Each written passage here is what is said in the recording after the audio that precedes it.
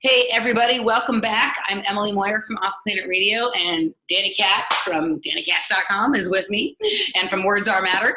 And we did no pre-show, and we're gonna do very little introduction today because Dani has fire right now, so fire hose, let it rip. Hi, Emily. Hi. Well, we started a new pre-show and Emily cut me off. I was telling her that I was in a rage because I just started listening to the Barry Weiss, Joe Rogan, and aside from her being pro Joe Biden and whatever her dumb like Jew stuff is, Joe was going off on how circumcision's insane, but P.S. she was like, really? I've never heard any issue with it. How are you alive in 2019 as a journalist and you haven't heard that circumcision is pointless mutilation that like only serves various industries? Anyway. Well, just so you know, though, we're in 2020. Oh, sorry, 2020. Time has been so weird as well. It's like collapsing and at the same time really. It doesn't exist. Yeah. Exactly. Yeah. Okay, so anyway, after Joe's circumcision thing, she says, oh, I'm afraid to ask you about vaccinations, at which point they both go off on these long soliloquies about the wonderful, benign amazingness of vaccines, clearly not knowing what the fuck they're talking about because they haven't done any research into the fact that they're not tested/safe. But it was like this giant pro-vaccine commercial, and then it was time for our show, and here I am, and that's why I'm like this, except I'm always like this, we know. Well, I did catch just a clip. So it's interesting because since we're doing these shows more regularly, you're sending me a lot of stuff, and I used to be able, like, and sending me a lot of stuff. Yes, and there was a time when I could, like, watch everything, right? Where I could just like listen to podcasts or watch videos all day long. I could listen to podcasts or videos that were 6, 7, 8, 12, 14 hours. Now it's like, sometimes I can make it through a whole podcast. It takes me a while because I stop and start because I don't have like the open-ended time I used to have. Days. Yeah. It took me days and several Pilates sessions to get through them. Yeah. And the only videos I seem to be able to get through in one sitting are like 7-minute videos, which pretty much like limits me to like listening to like The Hill and Jimmy Dore and a few other, or the clips from Joe Rogan, or whatever. Sticks is short. Oh, Sticks. I went through a phase with Sticks. I like Sticks, but for me, he's like a day behind the news, and he believes in the system. Which is weird. Yeah, he does. He believes in civic nationalism. You know what I mean? What I love about Sticks is that he's so well educated. Totally. Focused on history. He actually understands. Well, he actually knows something. Exactly. Yeah, which was going to be our main topic today, I think, is that like people should actually need to actually know something to be a person. Yeah, I've totally hit my limit on people who don't know dick spouting off with their strongly held opinions about their ignorance. Yeah. I can't take it anymore. Yeah. So Sticks, I respect him. I think he's smart. I think he's well educated in terms of self-education. He knows what he's talking about. But I think I respect sort of his journey and whatnot. But for me, he's going for something different than I'm going for ultimately. But like this is a person I can respect because what he's saying makes sense and he knows things. Right. Like, I don't have to. He can connect a lot of dots as far as facts and how A leads to C. So I like to touch in on him. I don't buy into everything he says. Yeah. And I feel like he's a valuable resource. Totally, yeah. As a short, circling back to what you were saying about no longer having the attention span for long, rambling propaganda bullshit. But I don't think my shortened attention span is necessarily a good thing. Like for me, I think I built my knowledge base really well from all that time that I spent listening to just lots and lots of stuff. Some of it was good, some was bad, everything in between. Some I agree with, some I don't. I just don't have that time anymore. But sometimes I am annoyed with myself that like because of this restriction on time I have, it also seems to have shortened my attention span. And you know what I mean? And I don't like that. So like I feel like that's a shared experience among all of us right now because of tech. Yeah, I don't like it. And so one of the things I'm doing with one of the shows I'll be doing this year is that the person I'm doing the show with, we're going to each pick, podcasts. And I know he watches hours and hours of podcasts. The other has to watch. And so I'm going to have to start listening to longer shows again. And I think that's going to be a good thing for me. So I'm excited about that. And I think it's good discipline for me. But yes, so I haven't listened to all of the Barry Weiss interview. I did see the clip where she was asking Joe why he liked, why he, like, what's your Tulsi thing about, right? And meanwhile, she confessed that she likes Joe Biden and Elizabeth Warren and those types. Like, Elizabeth Warren's probably too progressive. She likes she likes Amy Klobuchar. She likes Amy Klobuchar. She said Klobuchar and Alzheimer's guy. But I haven't finished it. I just finished watching the Tim Pool that you sent me. Yeah. But this is what I'm talking about. When she asks why he's into Tulsi, and I've had this with friends of mine as well, it's like, you don't know anything about Tulsi if you're anti-Tulsi, so shut up and get curious. Don't wield an opinion based on nothing, especially if you're allegedly a journalist. There's only two reasons for anyone to be anti-Tulsi. If you don't know anything about her, or if you know everything about her. Because if you know everything about her, then the questions which you never hear, the people who are super anti-Tulsi, the things that they always bring up is that that she's Hindu and that she's friends with Modi, who's the dictator, or not, whatever. He's in the government of India. What's wrong with being Hindu? Why is that? No, she's because they just like they say she's an Assad toady. They say she's a Modi toady. Right, she's not. No. Has that opinion. Of course not. But this has been spouted over and over in the media. So the people who are anti her, there's a few things they cite. They cite that she is because she's Hindu and she's a quote unquote Modi toady. That means she believes in Hindu nationalism, which means she also believes in possibly white nationalism or other forms of nationalism, which is hilarious because she's not white, right? So you hear that from them. Again, a fake opinion formed by ignorance. No intelligent, well-researched human. Right. So there's that. So there's that. There's the, she, at one time back in 2001 or 2002 was anti-gay marriage. And hold up. She made a statement about it when she was not. I know. She changed her mind and rescinded. Right, she rescinded, and also was anti-gay marriage like for fucking ever. And so was Barack Obama, and so was everybody else who's in the race at that same period of time that she was. So were they. So she held the standard Democratic position on that, and apparently everyone else is allowed to evolve, but she's not. Right. Right. So, like Hillary Clinton's was allowed to have evolved from the space of calling black men super predators to now being, like a woke SJW. But Tulsi Gabbard's not allowed to evolve on her stance on gay marriage. So there's that one. And then there's some people, and who they think her anti-war position is too extreme. And what's scary is that actually is the most reasonable position, because those people who are saying that, and I'm not saying it's reasonable, but it's generally people who have been like Republican war hawks their whole life, and they like her feistiness and her calling the left out on things. But for them, they firmly believe that America should be the police of the world, and they've always thought that. So this isn't them holding her to one standard that they haven't held others to in the past. So that's terrifying to say something like that, but that's the reality. So then you have. I don't think it's terrifying. I think it's reasonable. That's an educated. But it's terrifying it's terrifying that that's the most reasonable. You know what I mean? Like that's where we're at. That's the most reasonable. Okay. So those are the people that don't know anything. Those are the reasons that they. Right. And then there's the people that know everything about her, which would be somebody, I don't know everything about her, obviously, because I don't know her personally, but I've looked deep enough into her that the issues for me are there's one obvious issue, which will be for everyone, is she's a politician. And she does have, even though it's a contracted platform because she's pissing off people, she still does have a political platform, and she got there somehow.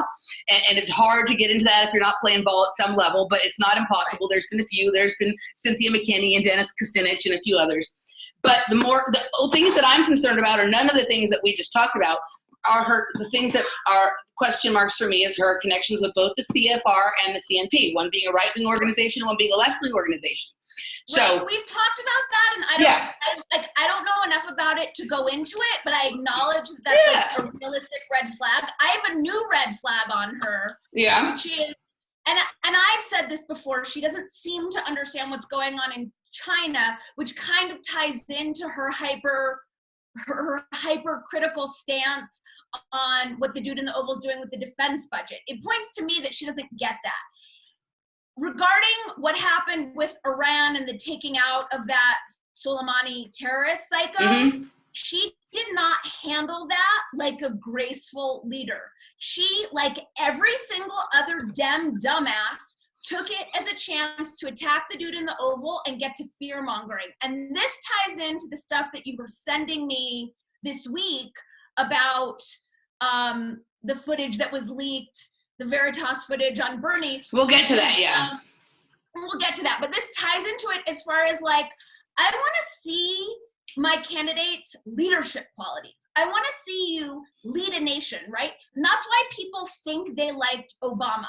Because regardless of what scuzzy shit he was doing and how much he was selling national security down the river, he was holding the country with the languaging and the sort of he was good at NLP. He was good at NLP.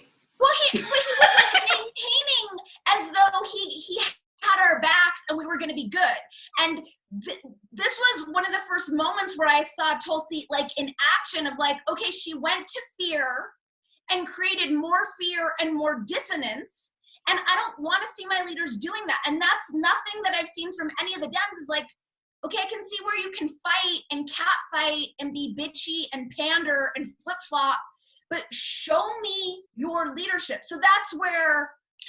So I think that's reasonable. I think obviously, like your thing about her position on China, my guess would be is if we sat down for a one-on-one conversation with her and had a conversation, she'd prove to yes, understand the nuance of it. I think she's chosen because she's already confusing enough to a lot of people to keep her candidacy fairly simple, like on the main stage, and have it be about what, I'm not saying it's the right thing to do. I'm telling you what I think she's doing.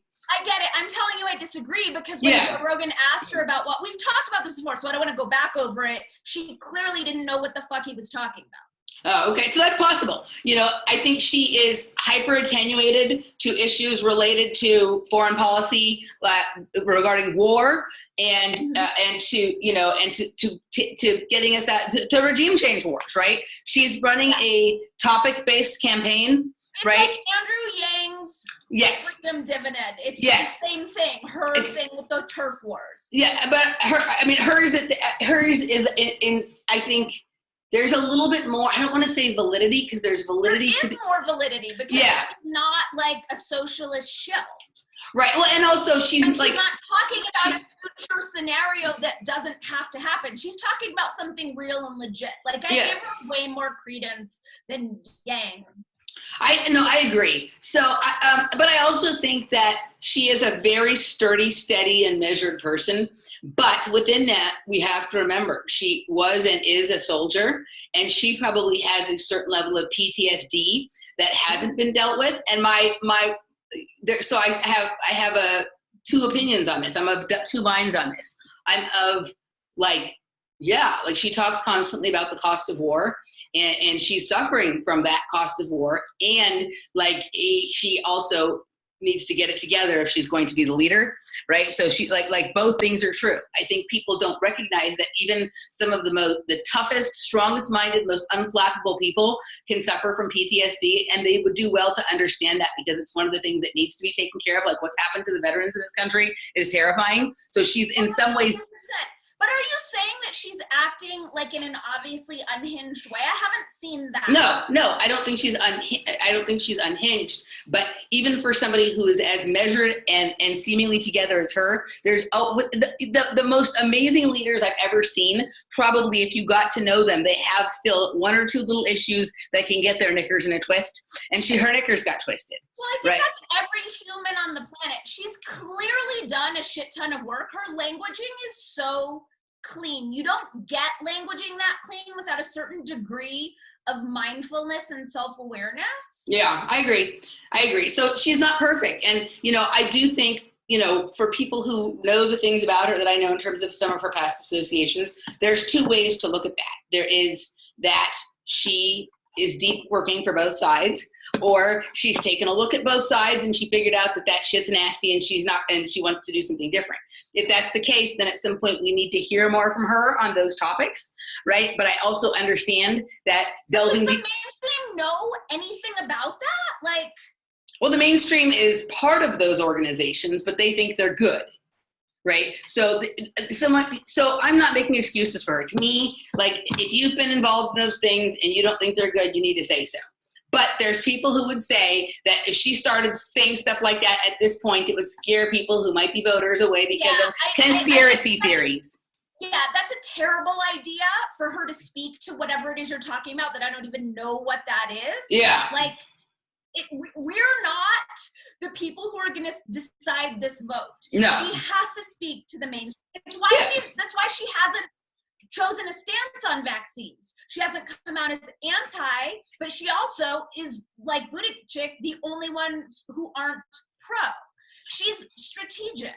Well, what I appreciate this, and this goes, you can't say this for many other politicians, is she really only firmly has positions on things she actually knows something about, which is the topic of tonight's show, is actually knowing things, right? Actually knowing things, and once you know things, you can't just pretend you don't, you can't just pretend you don't know them, right? And we're going to get into that when we talk about the Project Veritas video. And at this point, if you are in any kind of position of influence or power, not knowing shit is not acceptable. I 1,000,000% agree, and it feels like not knowing shit is an actual conscious strategy for people in power. Yep. To avoid any sort of onus or responsibility. The whole thing is just really infuriating. Did you ever see that video years ago of Luke Radowski from We Are Change confronting Debbie Wasserman Schultz about the NDAA, the National Defense Authorization Act, and you could tell that she had no idea what he was talking about. She looked panicked. She looked like she was going to noodle in her pants. And he was actually having to be like, it's okay, don't worry. He had to calm her down because she looked terrified and embarrassed. Not because she was getting questioned on something that she's shilling for like usual, right? But she actually had no idea what she was talking about. She's too busy covering up Hillary's emails and shit like that, you know what I mean? To actually know something about anything that was important. Yeah. Laura Friedman voted not only pro-mandatory vax for California, but to make medical exemptions illegal. I called her office. She said, I didn't actually have time to read the bill, but according to what I've seen in the media, it seems like a good idea. What the fuck? Yeah. You shouldn't be allowed to vote if you don't know what you're voting on. It's your only job, which is yet another reason why this impeachment sham is so lame, because is anyone doing their jobs right now? No, they're just playing into the sham show to save Adam Schiff from fucking prison for being a baby fucker. So, okay, couple of things. So there's two ways to look at this also, right? This is what she did. She's voting for things she doesn't know anything about, is the same thing all the Americans, not all of them, but a good portion of Americans who vote do. A lot of people vote based on, they just vote by party, or they vote for who their parents voted for, or who their friends are voting for, or who the trendy person to vote for is, or who had the prettiest sign. And so in a sad way, that does make her a representative of the people, right? Because she's just doing what they do. But because she is getting paid to do her job, right, and likely getting paid in other ways than just publicly, she actually should know a few things. And the fact that she would even say that is terrifying. The fact that they haven't even concocted a better cover story than that. When I was little and I told a lie or I didn't know something, I have my cover story all worked out, long before anybody ever came to me and asked me about it. When I was 4. Of course. Yeah, right? When I did something I knew was naughty. Right now. Yeah, my nephew was 5, and when he had to go to the hospital because he had a Lego this far up his nose, he had already concocted the story that the Lego fell into his nose, right? Like he was ready with that story when they asked, right? Like, you know, and she just didn't. She's like, I can't, I stuck it up my nose. You know what I mean? Like, you know, which is just like, okay, you know, so it's just, a few weeks later, my nephew also stuck a blue M&M up his nose, and fortunately he was able to blow it out. He then ate the M&M. Amazing. Amazing. Right. I hope the Lego was blue too. But, you know, so whatever it is, we're dealing with a consciousness that apparently is equal to a 5-year-old's, but not even as good. I don't understand. But yeah, like, I mean, that's the sad state of things. Yeah. So yeah, so I would like to acknowledge that you sent me not 1, but 2 Tim Pool videos. Yeah, Tim, there's some so unexpected from you. Well, so okay, so this I'm narrowing in on what exactly it is that bothers me about Tim Pool, right? And what it's still the thing that I've always said is that he's when I say non-committal, I don't you can look at something objectively, right, and not be non-committal that way. But he does this special trick that sometimes makes me wonder if he's there to confuse people or keep them in a stuck space between, right? Where he says something, and then with the very next thing he says, he unsays the thing he just said. So he has that little thing he does, which you know, and then the other thing is I think his videos are quite. He's just a journalist who's covering both sides. Yeah, but there's something different. I've been watching, like, there's some people who journalists I can listen to who can be like, look, there's this perspective, there's that perspective. They may either don't give their opinion or they give their opinion or whatever. This is something different he does that feels very like unable to, like, confused in the mind. Yeah, I know what you're saying, but my sense is that I don't think he's like a tool of the fucktards. I think he's Well, I think he's an unwitting fool of the fucktards, because like they don't worry about people being very attracted to Tim's like information, because his biggest thing that he's worried about, he doesn't ever want to be conflated with a conspiracy theorist, so it keeps people out of the conspiracy pool on a certain level. But also because he holds people in this mental loop, whether he's doing so intentionally or not, which I agree with you, I doubt that he's doing it intentionally. It's a safe place to store people while they figure out how to pull them back onto the reservation. Okay, so he's like a holding tank. I think that might be the case, but I also don't think the fucktards are hurting people towards. No, they're not. They're not. I think he's more dangerous to the. Oh, you're frozen. And I acknowledge what you're saying. Yeah, I don't think they're hurting people that way, but I don't think they're blocking him from his content anyway.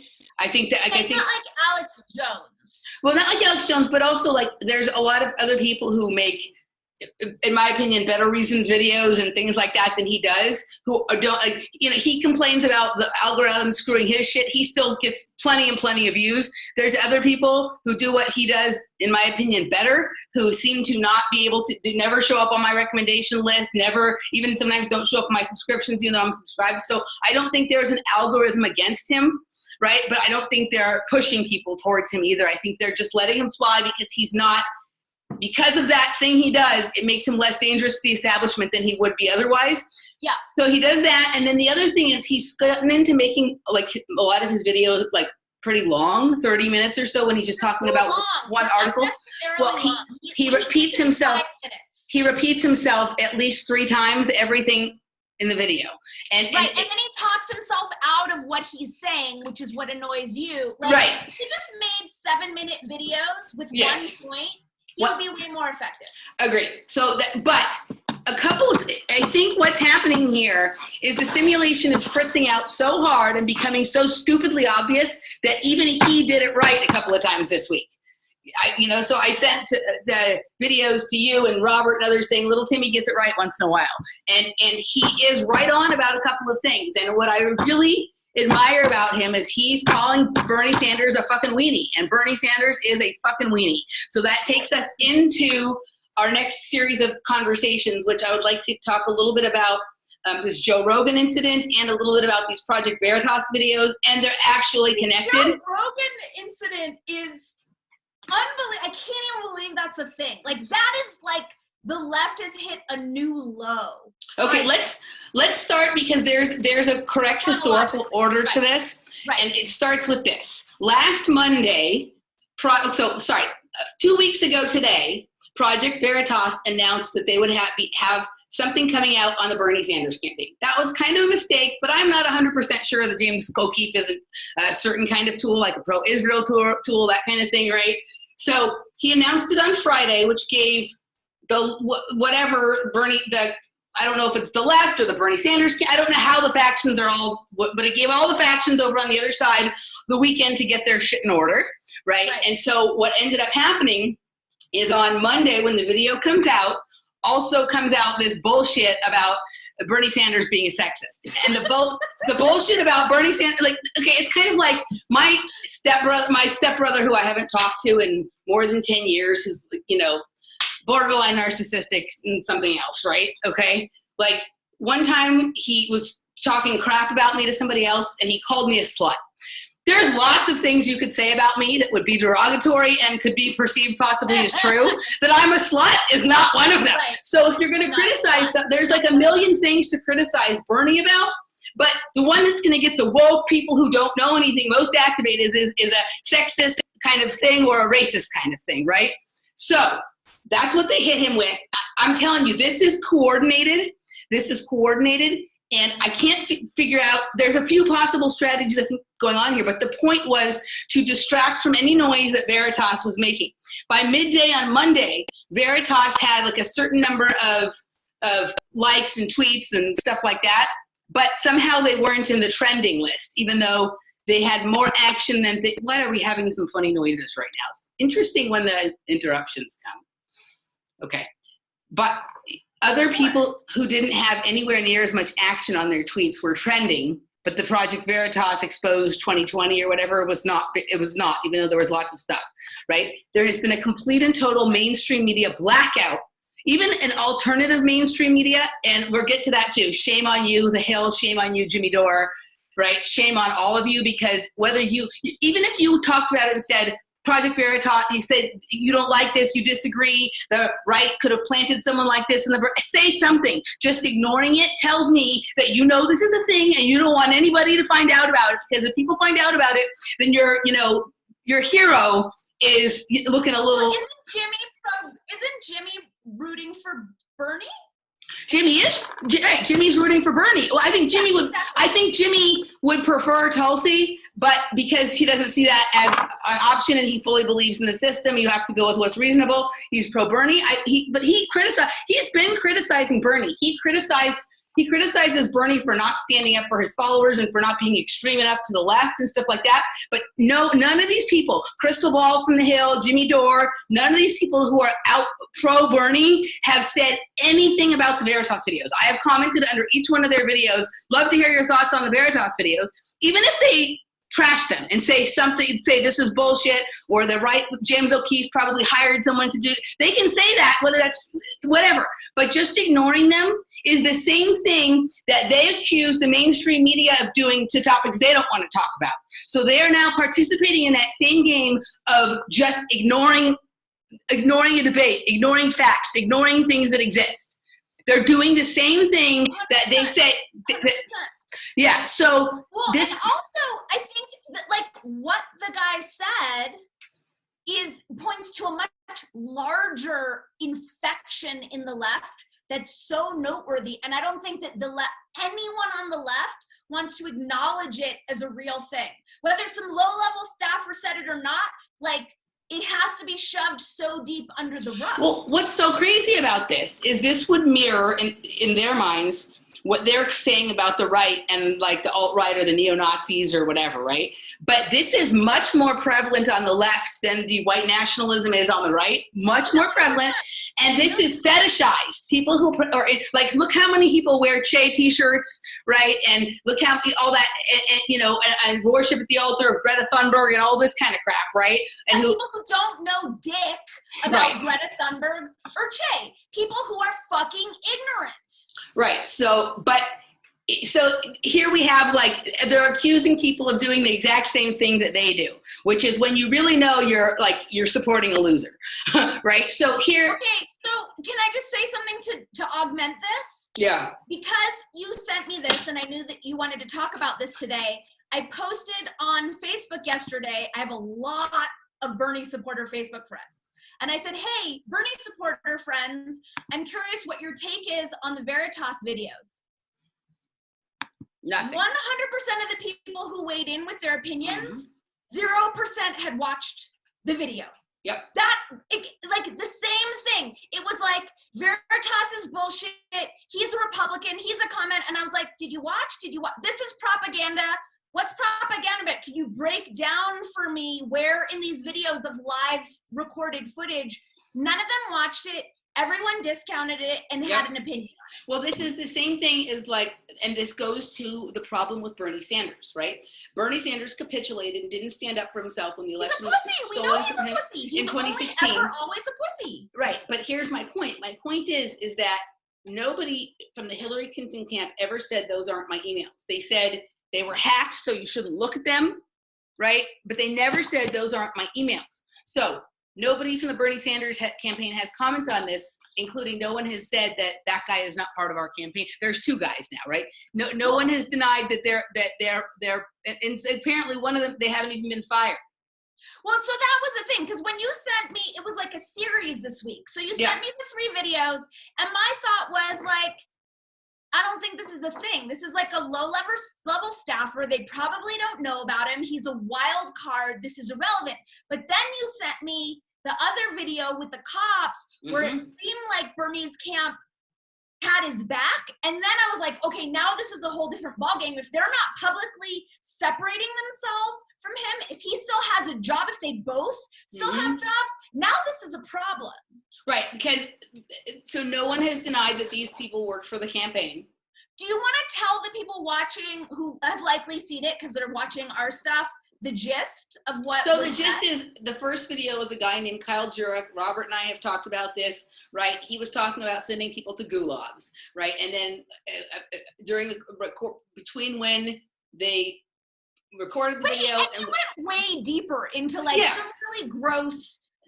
Right, he was totally gross, but he also just somehow in the time between when James O'Keefe said this information was going to be coming out, when it actually came out, he got arrested. So I wonder if that was part of the cleanup, right, of this kind of thing. But he still has a job?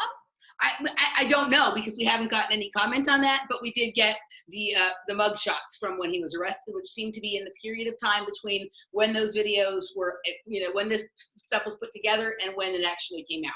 Right. The second was this guy named Martin Weises and something. I can't remember his last name, but he was just going on and on about re-education camps and this and that, how many people. It was just more of the same, but a slightly different flavor of it. But the gist being that people who don't vote for Bernie should be put into re-education programs, should be put into gulags, are lesser human beings. Right, there and that be riots in the street. Right, and then there was also that billionaires. It was very pro-violence. Right, and there was also that billionaires should be guillotined.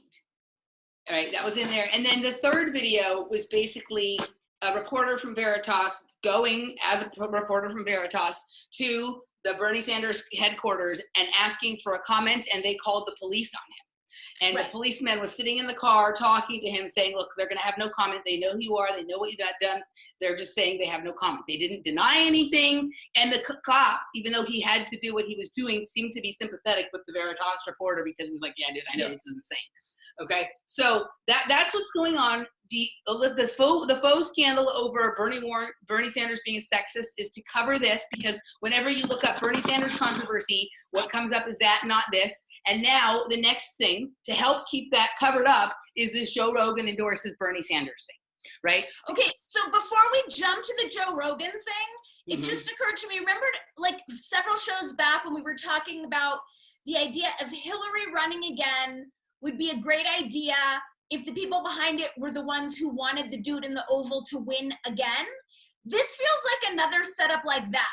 Like, get Warren, the potential like first female president, get people hating her because of this thing, divide the Dems. It all feels like more setup to give the dude in the Oval a bigger chance to be reelected? Well, It feels like more Dem sabotage. I think that's a possibility, but you know, in my opinion, what they're doing is they're setting up 100 different plans, ways they could go with this, right? They're creating chaos and division everywhere because they're still not sure what the temperature of the country is going to be come next November. So they have all sorts of theories and strategies, like, you know what I mean? Like there's it's like the Ascension World simulation where they run simulations and see what's going to happen. Like there's a version where they go with Andrew Yang. There's a version where they go with Bernie. There's a version where something crazy happens and Tulsi's the person. They've run. I know what it is. I just saw it. It just dropped in. Okay, they're discrediting Warren to put all their might behind Bernie, who's gonna die before he could get the nom, and then it's gonna go to Yang. Well, that's possible, or you know, like, I mean, there's a bunch of possibilities here, and I don't think that there's one that they're committed to, except for nonstop chaos all the time. Remember, I sent you a text this week about Operation Mayhem having commenced. People can look up Operation Mayhem or Project Mayhem, and it's basically, and it's also sort of the project on a little bit what the movie Fight Club was based on, was just create so much chaos and mayhem that tear everything down and start over. But basically, like when you started to see articles this week about a man choked his wife when she told him to turn the impeachment off. Right. A guy killed his boss because he was a Trump supporter. People getting fired for being Trump supporters. Like, these little incidents may seem small on their own, but if enough of them happen, it creates that, you know, the thing in Virginia, you know, they were trying to create chaos with that. It didn't quite work because, you know, there was too much attention on it. But which again goes to why they're going to push for the dude in the Oval to win again, because that will create the most chaos when the left loses their shit again. At this point, yes, possibly, but we don't know. You know, I think that, like, I don't think they had decided on Donald Trump until the night of the election last time, and I think we're looking at a similar thing.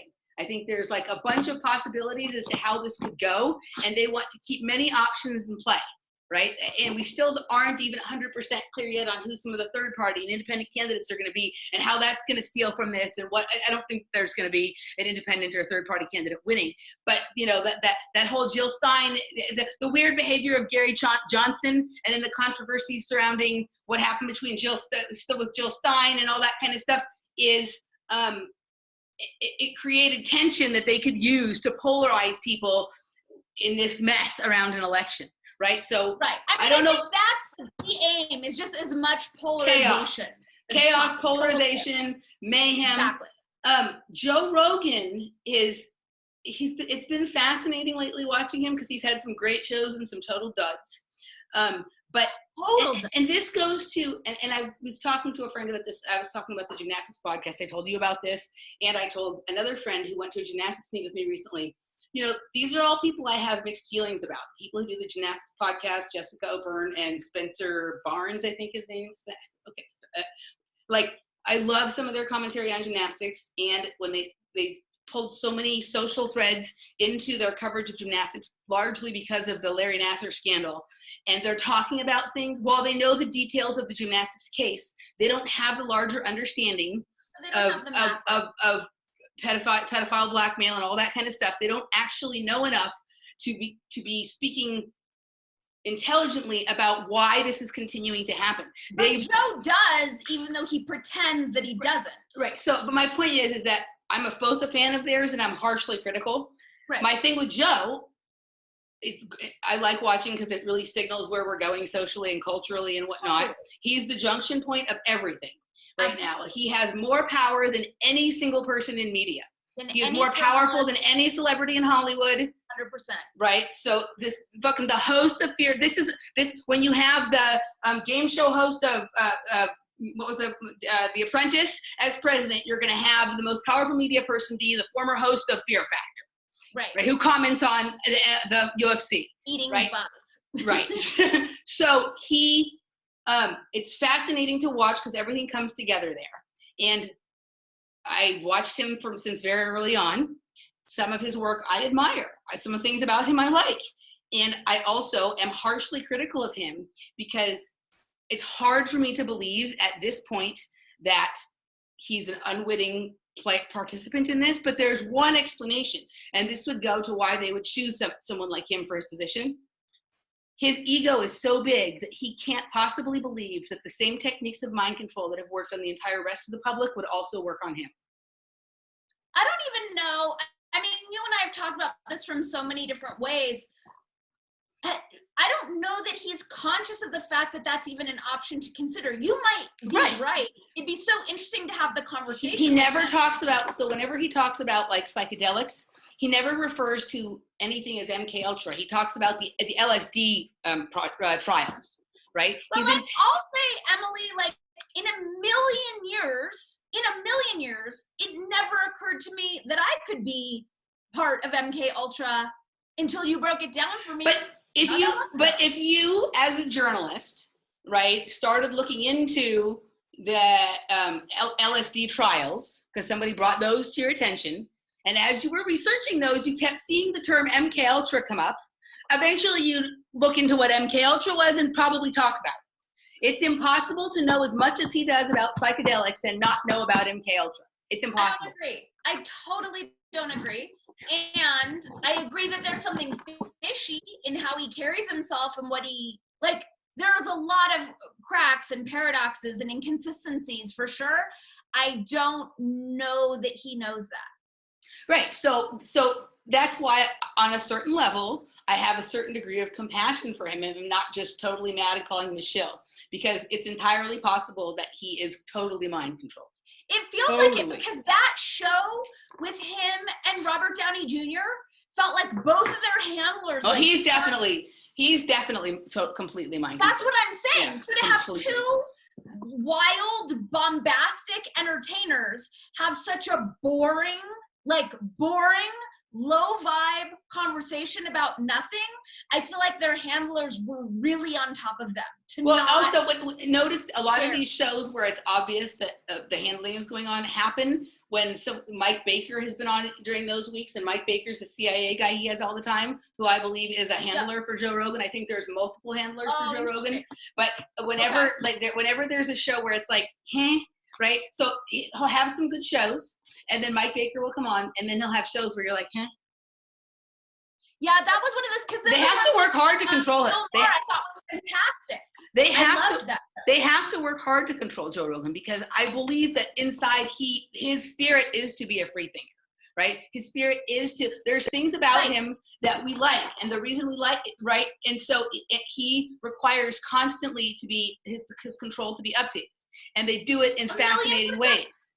They do it in fascinating that ways. Makes sense, because for him, like, as far as like me coming on the show so hot, hearing him talk about vaccines, I'm like, it doesn't make sense. He's too smart to hold these opinions that have no factual, scientific basis to back them up. Right, but at this point, like he's very, so there's a part of him, and this probably goes to being short, that is really concerned about being right and being liked. Yes. And having the air of authority about you. Totally. Right. And so they found the little holes, right? They found the holes in his Swiss cheese, and they've plugged them up with giving him access to all of these really smart people. Like when you're like, a dunce from Boston who got knocked out a million times in the ring and has done a lot of psychedelics and used to host a show where people eat bugs. He's smart though. I think he's smart. He's smart, but he has certain elements about him that could be perceived as dunce, right? Right. Like, I'm not saying, I do think he's incredibly intelligent. I think he's incredibly bright, right? And I think he's incredibly curious, and I appreciate that about him. But there are certain characteristics that can be plugged by giving someone like him access to someone like Neil deGrasse Tyson. How so? Like, my friends are fucking, what's it called, kind of physicist? Astrophysicists, right? Mm-hmm. I have this friend who's an astrophysicist who says he doesn't have to look into anything. It stops him from having to do research and gives 100%. Him more time to train and more time to do the things he likes to do. So, and do all that kind of stuff.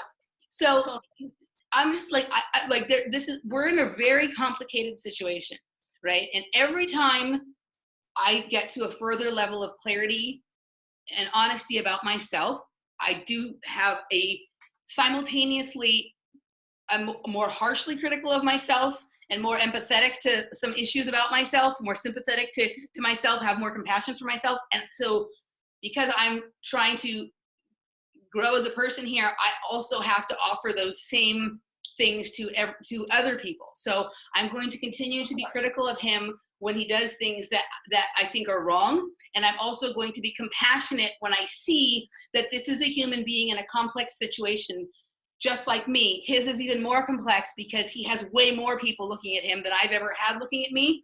And so that kind of expands out how much, sympathy I have for him. And I look at him and I do think he's a person who loves his children. I think he loves his wife. I think he's passionate about the things that he does, right? And I think he's very confused about some things. And I think some of the confusion he's responsible for, and some of the confusion is because he's been a part of the same open air laboratory testing that we've all been part of, right? And nobody escapes it 100%. Yeah. And there's just recognition of what it is, and awareness, and expanding your awareness of it. And when you deny that possibility exists, it makes you unable to expand in that way. 1,000,000%. I think the issue, and I appreciate your compassion, you gooey little cancer, you. You know. Is how reckless it is and how much damage it can.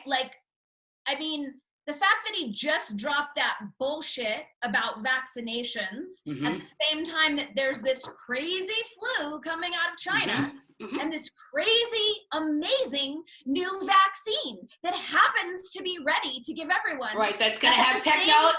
That's going to have technology in it that Huawei has a backdoor to. Dude, it already does. Slash, at the same time that Netflix launches their new pro-vax series called Outbreak. I didn't know about that. Isn't it strange how all these things happened the same week? It always does. It always does. Did you ever watch OA? Right, OA had the second season of OA came out the same week that the Notre Dame church burnt. And in OA, there was a house that had the same kind of rosette window that was part of how people were moving between realities. Right, so it's always there's two explanations. Right, we have that evil fox plan everything, that we live in a simulation, right? You know what I mean? And so, while there's always part of us that say, or that it's a. Go ahead. Sometimes it's more satisfying to say that they're doing this to us. The complexities and how many things have to be managed and kept under control. I'm leaning more towards the simulation because I struggle to keep my bedroom organized. You have to be I know some highly organized people and they wouldn't be able to organize all of this crazy stuff. But whatever it is, there's no way that this is just happening naturally. Well, that's not true. The simulation. No way. I totally disagree. This is 1,000,000% a coordinated effort by the globalists, by the people who are pushing Agenda 21 and Agenda 2030, 1,000,000%. They've been planning this for decades and decades. This is not a glitch in the simulation. Oh no, it's not a glitch. It's not a glitch. It's the purpose. It's large. It's a large part of the purpose of the simulation. But I go back and forth. You know what I mean? I go through phases with it. It's one of those things but anybody who thinks anything other, well, that's not true. If somebody comes to me with another possibility, which I think there probably could be, but people who just simply write it off as, it's coincidence. Or, the person thinks they're doing the thing because it's right. I don't have any time for that. Yeah. I'm not a coincidence theorist. All you have to do is track what's been going on in the vax conversation, track Agenda 21, it's all written out where they're going. It is not a coincidence that all these things happen in the same week. And I am also a compassionate person. I have compassion for Joe Rogan, and I think it's reckless and gross that he's shilling for this bullshit mandatory vax thing that is the worst possible thing for every human on the planet. Well, for these man-made, engineered super viruses, this is eugenics, straight up. Totally, I agree. And I find it interesting that after she looked so stupid on the show last time she was on Barry Weiss with the whole thing about calling Tulsi an Assad toady and then not knowing what a toady actually was. Oh my God, how can she be she's so smart, but she's so dumb. That was insane. But it was because she has East Coast white liberal Jewish education that teaches you certain things, and then yeah. But it goes back to like, can we not pass hearsay off as facts, especially if you're a journalist? Right. Going back to our theme, if you haven't done your due diligence and don't know what you're talking about, then shut up. Right. So I agree. So the fact that he would have her on again, and the fact that she would agree to come on again after what happened last time, shows that there was a point to her coming on, and the point. He's pro IDW. He's the one who wrote the IDW love letter. Right. So there we go. So that's what I'm talking. That's the point. So this shows, right? And of course, she's in those few weeks after Mike Baker was on, and she's very pro-Israel, and Mike Baker is pro-Israel. You know what I mean? So, so there's all sorts of stuff going on here. I don't think I sent you this, but I could, and I should I'll link to it because it's an interesting video. Del Bigtree this week interviewed a guy, I can't think of his name, but he's actually an economist, right, who fell into some vaccine information because someone he was dating had a kid with autism. And so he was working on his PhD in economics, but he had just started it when he fell onto this whole vaccine thing, and he ended up switching his topic to how letting this autism pandemic go on would be really damaging to the economy. And he did his research from that perspective, and it was fascinating. It was super. Because the money that they have to pay out in vaccine court, because that's a thing. Well, just even like the amount of people who are taken out of the workplace because they have to care for their children. Oh, there's so many things. It was a fascinating conversation, and I think this is actually an angle that's going to get some more city councilmen and Congress people to actually look at it, right? And so it was kind of fascinating. I will link to this. I'll link to all the Veritas videos that we've talked about. I'll try and see if I can dig up some of these Joe Rogan clips, and I'll link to this video that I'm talking about here. But I think this may be the better avenue because people are so scared about like this contagions and this and that and what heard blah, blah, blah. But everybody, ultimately it goes to the pocketbook, and people are more concerned about their economic situation than they are about almost any of these other things, because we're a sick society who cares more about money than anything else. So you have to understand the mindset. You have to understand the mindset of the people you're trying to speak to. And this guy's angle, I think, may ultimately be the one that is able to break through to the few people that have some humanity left to them, right? So, yeah, so. But so I know we got off on many tributaries. You were tying in the Veritas videos to the Joe Rogan thing. Okay, so a sexist thing kind of ran its course, but the Project Veritas videos keep coming, so they have to have something else. So there's Bernie Sanders takes that clip of Joe Rogan saying he's going to vote for him and turns it into a thing. Maybe that was the whole reason why Joe said that. He cut out Joe saying he liked Tulsi better. Or Tulsi, exactly. Yeah, of course. It was super scummy to make that. They know because of what we said about Joe Rogan being the most powerful person in media, that his endorsement means more than the only person whose endorsement could possibly mean more, and I'm not even sure anymore, that could possibly mean more than Joe Rogan's would be Oprah, right? And I'm not even sure she has that much power anymore, right? Like I can't really think of anybody who. I stretched my mind to try and think of anybody. It would be like Brad Pitt or some like super dumb movie star or something. Right. So this is like, so now anytime you look up anything about Bernie Sanders, what's coming up is the Joe Rogan thing. So Project Veritas is getting buried further and further and further. So explain to the public what is going on with this commercial. So I haven't seen the commercial, but apparently, so Robert sent, so I was alerted that, like, first off this week when some of Bernie Sanders' campaign staffers and surrogates wrote articles that were critical of Joe Biden, instead of standing up for them when they were criticized by the media, he apologized to Joe Biden for them having said he was corrupt, and came out and said, Joe Biden is my friend, he's not corrupt, right? Like, he's not corrupt, he's a nice man. So that was the worst. You did him really well. Oh, I thought maybe that was bad, but okay. No, it was great. Okay, so that's what he said. And so there's that out there. But I just lost my train of thought. What was I supposed to be explaining?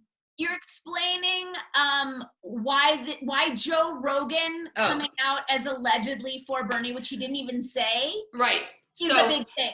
Right. Okay. It's the number one thing on Twitter right now. So this is the thing that everyone's talking about the mostest. So this is what's sad, and this is what Bernie Sanders is highlighting. This, he has an ad out on TV that Joe Rogan has endorsed him, and this is what it says in the ad. And anybody who thinks this is a good thing is terrifying.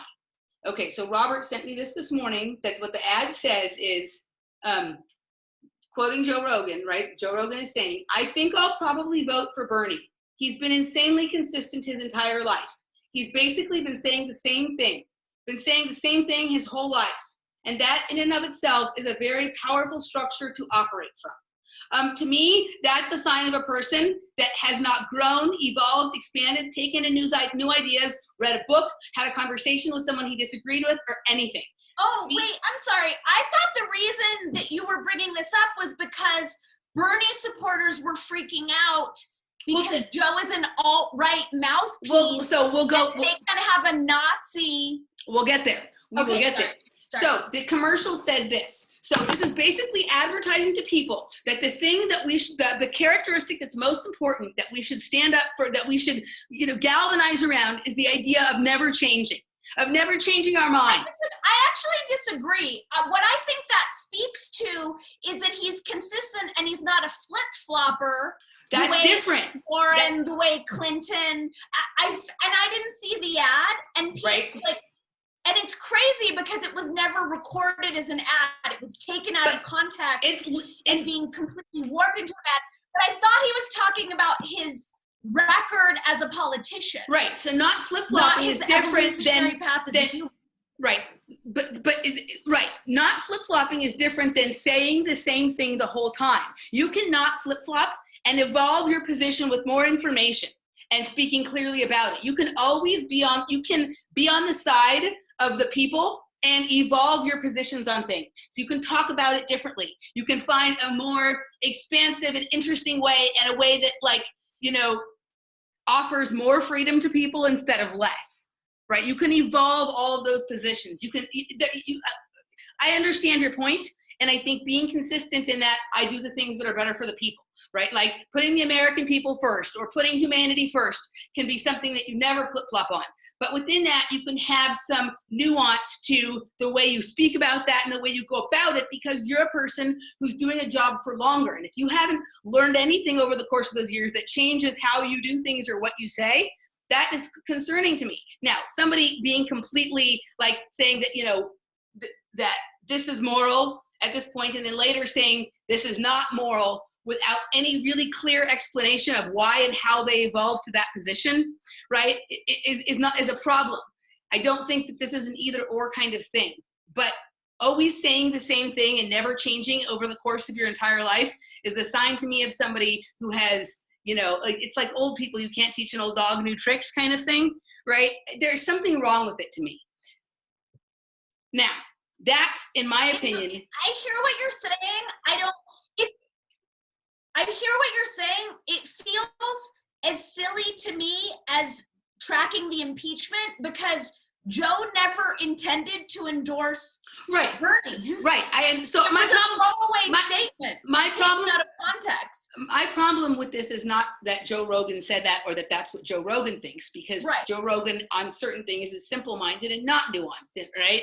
Okay, and is not willing to do the research and doesn't know all that much about some of these topics. The few things he does know, he repeats over and over and over, like about Operation Northwoods and like about, the LSD trials and whatever. But he only knows a few stories and he uses those all the time, right? He doesn't actually know that many things about the history of our government and the kinds of things that they've engaged in.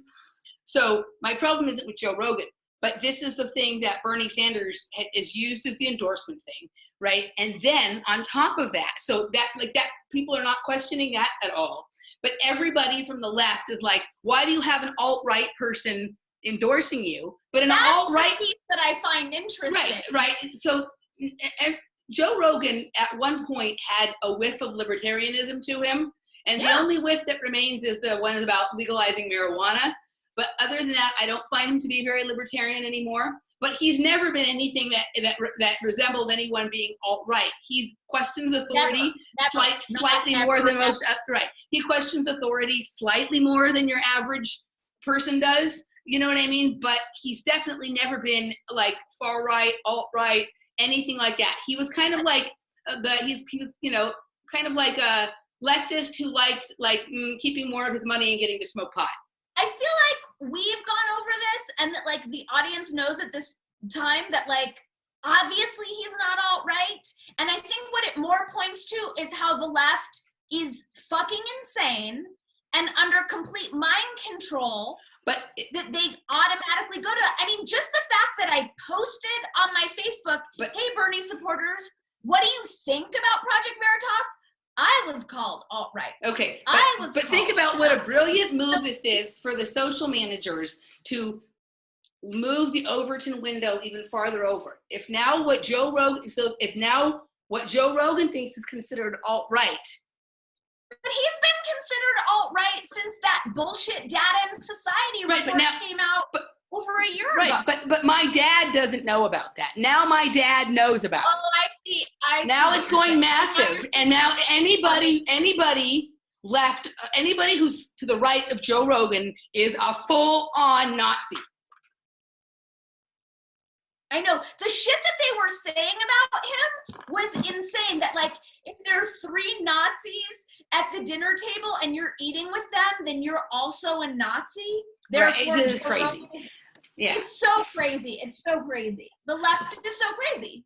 I mean, yeah, it's nuts. So people are paying attention to this Joe Rogan and Bernie Sanders thing for all the wrong reasons, as usual. There's nothing newsworthy. There's no veracity to the criticism. Like, I would think if there's any pushback, it would be that Bernie took a soundbite out of context and made it an endorsement for him. You got it. That's the stunning thing here. And Joe Rogan is going to roll over and take that the same way Bernie Sanders rolled over and took the bullshit from Hillary Clinton and took the bullshit from Elizabeth Warren and took you know what I mean? That's basically what this is. Has Joe Rogan commented on this? I don't know yet. I haven't had a chance to dig as far into this even as you have. I mean, I know he doesn't track social media, but it's. Oh, but he kind of does. He likes to pretend he doesn't, but he kind of does. Okay, it'll be interesting to see if he has a comment, because I just like, whatever. I don't even have an opinion on Bernie at this point. I don't have an opinion on any of it. I think the whole thing is so dumb. But like, that's such like a slimy way to create the illusion of support. That's right. Like, that's the gross thing. Yeah, it's gross. But it's everything is. We don't like, you know, the FBI said, one of the FBI directors said, when everything the American people believes is a lie, we'll know our disinformation campaign is complete. Ding, ding, we're there, and we've been there for a while, but it's just becoming, like, it's just starting to smell now. Like, it's getting so stinky. So as far as, because we know that, like, anyone who's calling Joe Rogan alt-right is not in control of their critical thinking faculties, right? Mm-hmm. That's a program, that's mind control, that's not an original thought, that's not a sane thought, that's not steeped in anything. So it's like calling Bernie Sanders a sexist or me a slut. 1,000,000%. Yeah. So over the weekend, I went to Taos with some ecstatic dance people, and I don't know them very well. And they're like the cool kids. So it's an hour-and-a-half drive, and I'm spending time with them. And they're, you know, they have different political, cultural perspectives. And one of the guys who was talking about, you know, living in this patriarchal, white supremacist society, and I'm just like, yeah, I don't agree. That's not my experience. He was like, stereotypes are good. We should stereotype people. And I was like, no, like any sort of identity construct creates separation. And he's like, well, what's wrong with identity? And I sat with it. He's like, what's wrong with identifying? And I sat with it for a few days, and I'm like, like, what is the real answer to that? Mm-hmm. And a couple days ago it dropped in, and this is something I talked to you about like a year ago. And I was like, oh, because identifying creates fragmentation. Mm-hmm. And we talked about multiple dissociative identity disorder. These things all come down to your identity, right? Like if there's something that you think is not what you are, it creates a schism in your mind. And that's exactly. So what I want to talk about are the mind schisms. So the visual that I got on it is that the more we fragment ourselves with identity constructs, you can picture it like a labyrinth made of big white walls, like it fragments the consciousness and the actual brain. And when the brain has all those surfaces of fragmentation, that's the mind control mechanisms are projected onto those walls and those fragments. Right. So identity politics.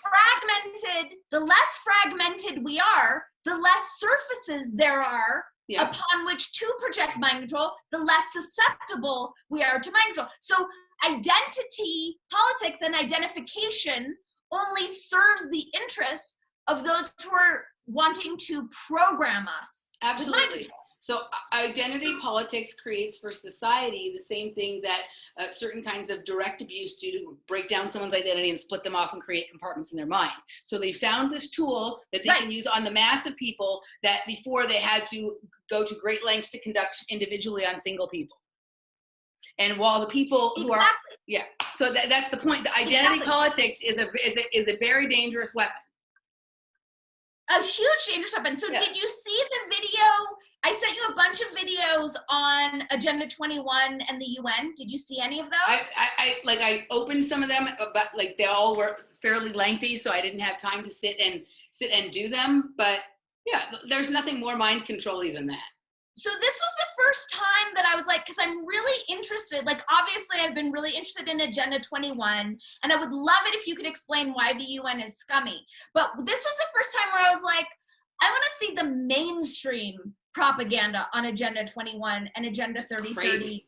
And that was what was crazy. And what was so interesting was on the UN website, where they're pitching us the beauty of Agenda 2030, which is what Agenda 21 leads into, was you have this Indian guy who's speaking, and the languaging, like the mind control propaganda, obvious languaging in this video was thoroughly shocking. And then at the end, he said, and he must have repeated it a half a dozen times, you need to identify as blank. You need to identify as blank. And he kept drilling in this word identify, which was, it's like so obvious. And then the whole thing of like, the other big pitch, and maybe we'll talk about it next time because you haven't watched the videos, it's just like, it's you're the ones who are going to do it. And the whole propaganda indoctrination is to get us to police. Get us to do, they're now the university are offering rewards to people who tell on each other for,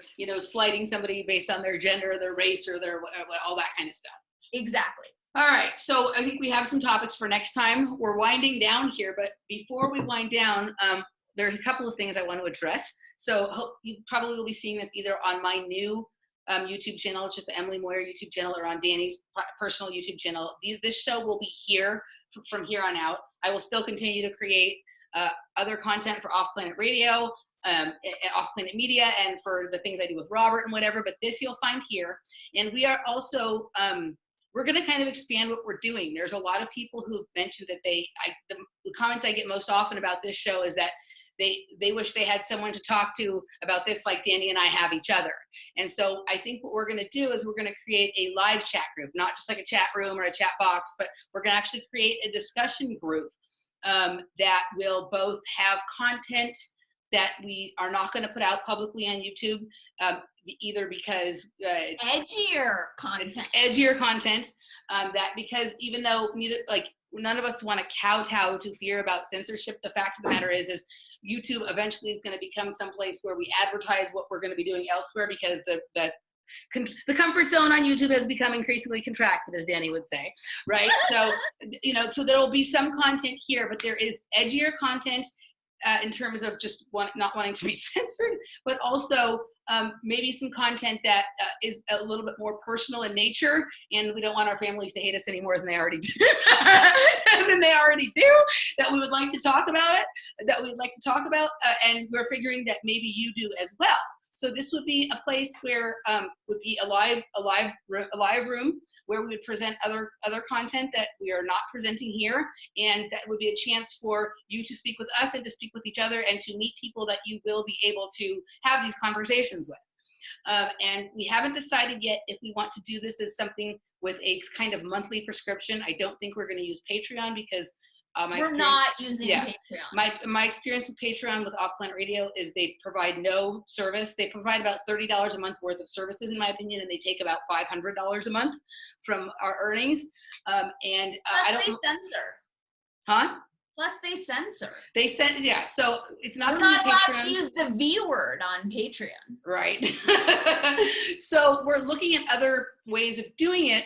But the question we would have for you guys, and that we'd like to hear in Facebook comments and YouTube comments, is whether you prefer the idea of something. I think we're going to do 2 shows a month, and so then there'd be 2 discussions a month.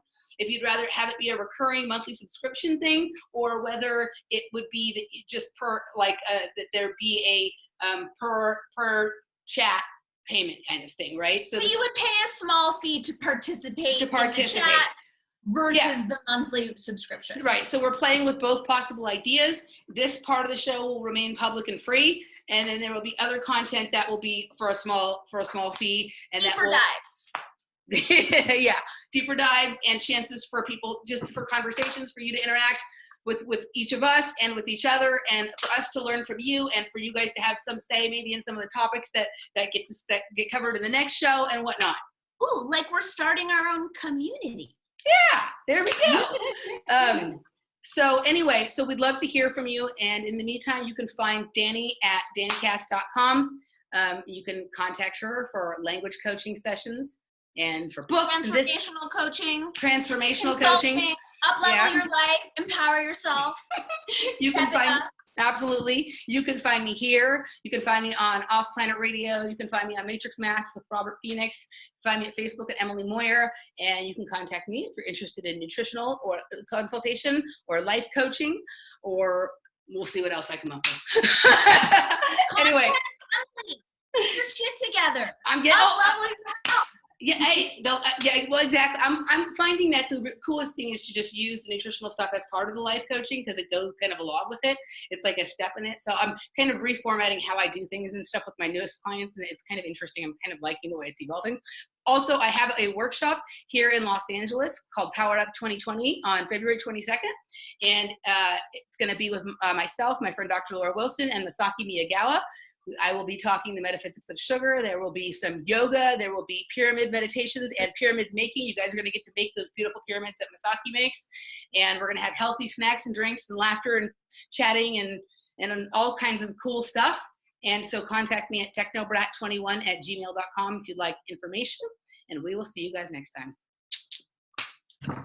Bye-bye.